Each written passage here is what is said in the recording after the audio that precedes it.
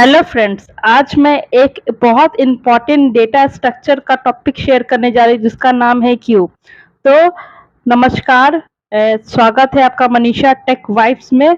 तो चलिए डिस्कस करते हैं। क्यू होता क्या है? क्यू मतलब होता है एक लाइन। हम लोग सिंपल ये लाइन कहीं भी देख सकते हैं। रेलवे स्टेशन हो गया, ये किसी हॉस्पिटल में जाते हैं बिलिंग के लिए लाइन लगवाते हैं, मॉल में जाते हैं बिलिंग के लिए लाइन लगवाते हैं।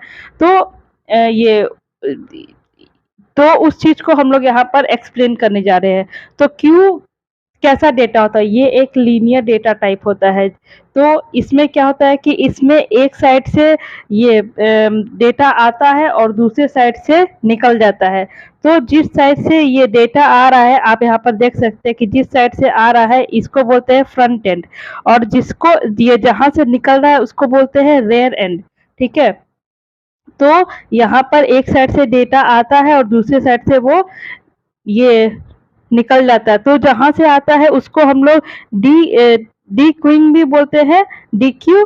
और ये जहाँ से ये निकलता है उसको एन क्यू बोलते हैं। ठीक है। तो जो क्यू होता है, तो क्यू में भी बहुत सारा टाइप्स होता है। तो जैसे हो गया एक, मैं अगर इसका टाइप्स की बात करूँ तो simple Q, circular queue, priority queue. मैं इस जैसे हम लोग यहाँ पर आ गए तो एक सिंपल क्यू हो गया।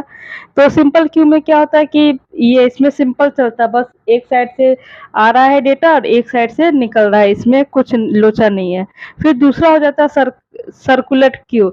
तो अगर सिंपल क्यू की बात करें तो उसका एग्जांपल सिंपल हो जाएगा, रेलवे स्टेशन पे जो हम लोग लाइन लगाते हैं टिकट के लिए, वो हो गया। फिर दूसरा अगर ये सर्कुलर क्यू की बात करें तो यहाँ पर क्या होता है कि डेटा ये भी सिंपल क्यू की ही तरह चलता है, लेकिन इसमें क्या होता है कि जब आगे से ये डेटा निकल जाता है तो वो अपने आप इसको फिल नहीं करता है। तो इसमें क्या होता है कि जो पीछे का डेटा है वो उठ के आगे आ जाता है। तो ये इसी तरह सर्कल में चलते रहता है कि आगे वाला जो इसका ये स्लैब खाली है वो भर जाए।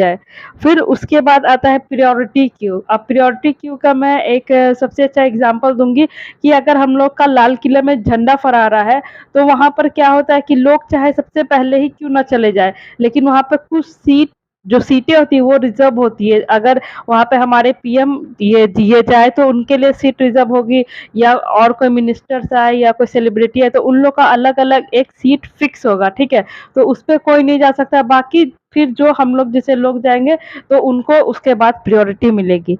फिर उसके बाद इसमें आता है डबल एंडेड क्यू। तो डबल एंडेड में ये मतलब दोनों साइड से ये डेटा आ सकता है और जा भी सकता है। इसका एक बेस्ट एग्जांपल हो गया एक्सेलरेटर, जो हम लोग मॉल ये सब में देखते हैं, एक साइड से आ रहा है एक साइड से जा रहा है।